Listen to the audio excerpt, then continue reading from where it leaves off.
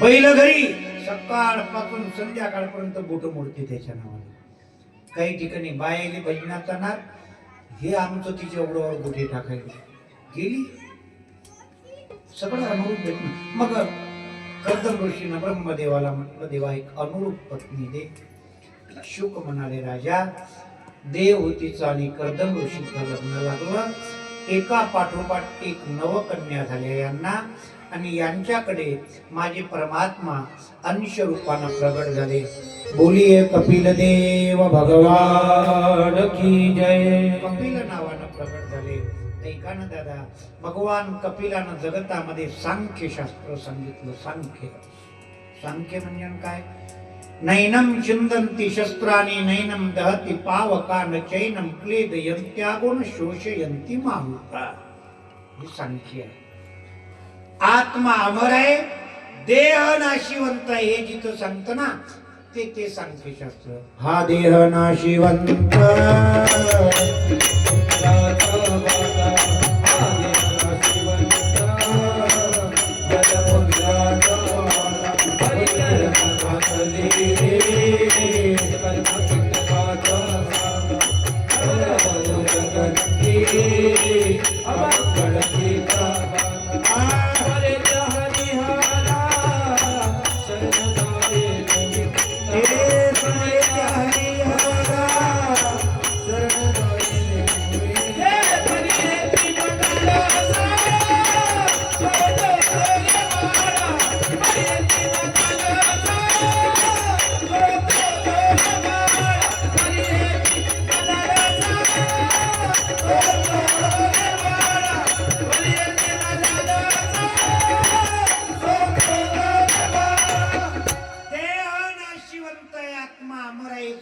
सांख्य.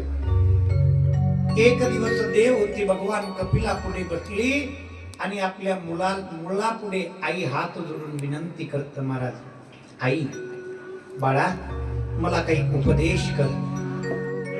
एक आई मुलाला गुरु मानत. आमची अद्वितीय संस्कृती आहे महाराज. इथं वयाची अट नाही. 14 वर्षाचे चांग देव 10 वर्षाच्या मुक्ताई पुढे हात जोडतात. माझी मुक्ताई मुक्ताई वर्षाच करू. चांग देव योगियाने तिला मानल रे गुरु, तिला मानल रे गुरु. शिष्य 1400 वर्षाचा आणि गुरु 10 वर्षाचा. माऊलीनं ज्ञानेश्वरी ती पुढे गेली. दसेची वाट न पाहता वैशेची या गावान जाता, बालपणी सर्वज्ञता वरिते. वयाची अट नाही मला. गुरु वयानं लहान आहे. शिष्य 1400 वर्षाचा, गुरु 10 वर्षाचा. आज भगवान कपिल गुरुस्थानी आहे. आई देव होती पायाजवळ बसली. हे बाळा मी पुत्र म्हणून तुला नाही मानत, तू माझा गुरु आहे, मला उपदेश कर. मला खऱ्या आनंदाची प्राप्ती कधी होईल? मला त्या परमात्मा तत्वाचा अनुभव घ्यायचा आहे, कृपा करून उपदेश कर. त्यावेळी भगवान कपिलाने आपल्या आईला उपदेश केला. माहित हे आई, जी वस्तू जिथं नाहीये ती तिथं सापडणार नाही. नाहीच आहे ना. अरे मंदिरी का शोधसी ही देवतांची सावली. वंदनीय महाराज म्हणतात ना महाराज, जी वस्तू जिथं नाही आहे ती कशी भेटल महाराज? एका माणसाची सुई घरात दवडली. सुई कुठं दवडली? घरात. ते ग्रामपंचायतचा मोठा फोकस लाईट असतो बा, त्याच्यापाशी गेलं ते शोधू लागलं. दुसरा आलं, काय शोधता रे? म्हणे सुई शोधत.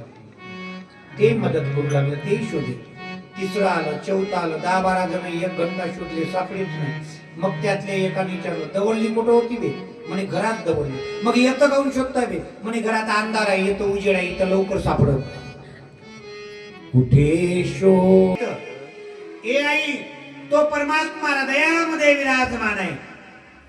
मंदिरामध्ये का शोधतं महाराज?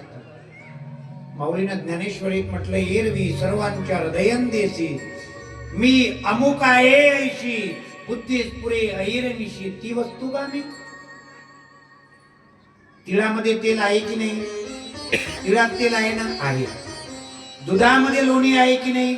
आहे दिल्ली में तेल है, चकमक में है आग, तेरा साई तुझ में है, जाग सके तो जाग. अरे तुझ्या जवळ तू आहे, काय इकडे इंत देव भेटल म्हणून जग हिडत आहे, पण स्वतःला शोधून नाही पाहिलं कधी मला. एक माणूस सकाळी सकाळी उठला आणि सोप्यावर बसला, चहा पिऊ लागला. बायकोनं जसा कप आणून दिला, कप हातात घेतला, डोळ्यावरचा चष्मा काढला, डोक्यावर ठेवला आणि चहा पिऊ लागला. चहा पिला. जसं चहा पिणं झालं तेवढ्यात वर्तमानपत्रवाला वर्तमानपत्र घेऊन आला. चहा पिला, कप ठेवून दिलं आणि पत्नीला ते वर्तमानपत्र घेतलं. याला वाचायचा नाद होता. पत्नीला आवाज मारला, काय ग?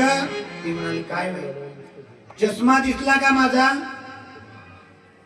ती म्हणाली, असं बघा तिथंच कुठंतरी. त्यानं घर शोधायला घेतलं. एक अलमारी शोधू लागली, एक अलमारी, पण चष्मा दिसेना मला. ती सकाळी सकाळी लेकराचा टिफिन बनवत होती, हात कणकीनं भरून होता, पोळ्या चपात्या टाकत होती. यांना आवाज, नाही दिसत आहे चष्मा. हो टीव्हीवर असं बघा, जुन्या काळातली टीव्ही, त्या टीव्हीवर तो सगळं सामान खाली फेकलं, पण चष्मा दिसत नाहीये. अलमारीत बघा, अलमारीतले अख्खे कपडे यांना आणून हॉलमध्ये फेकले तिथे, पण चष्माच सापडे नाहीये. बेडवर असं बघा, गादी काढली, बेडच्या आतमधलं सामान बाहेर फेकलं, चष्माच सापडेना.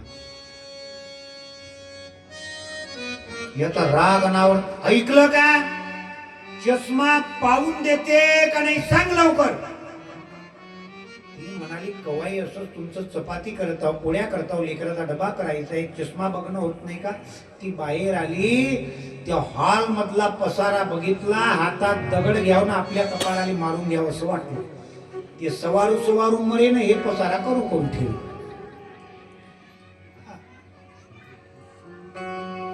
काही मनासाठी न मुंडकं फिरवलं, रागानं तडतडत होती. याच्या थुतकाळाकडे पाहिलं का इले हसू सुधरी नाही. ते म्हणे, येड्यावानाची चष्मा सापडत नाही ना, हसत बसली. काय झालं हाताला? हात धरला आणि अलमारीले लावलेल्या आरशा पुढे त्याने उभं येऊन केलं. पाहून दिला का नाही? तुझं आहे तुझं पासी, परी तू जागा भुललास.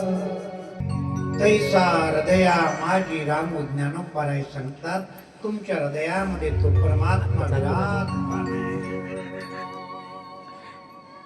परंतु त्याकरिता काही गोष्टी कराव्या लागतात. त्याची प्राप्ती करण्याकरिता एखाद्या सद्गुरूच्या साह्यानं प्राप्ती करावी लागते. दुधामध्ये असणारं लोणी सहज प्राप्त नाही होत मला, नाही होत. ते तापवावं लागतं दूध. तापवल्यावर पुन्हा थंड होऊ द्यावं लागतं, मग विरजन घालावं लागतं.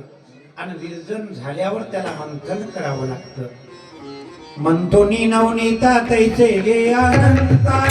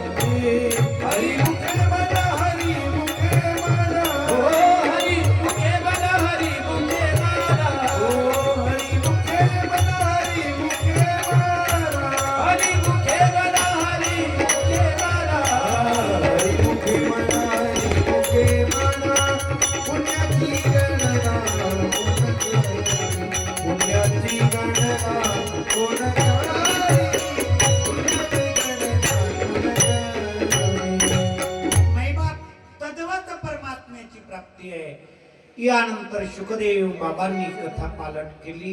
देवहूतीला परब्रह्म तत्वाची आनंदाची प्राप्ती झाली. हे राजा,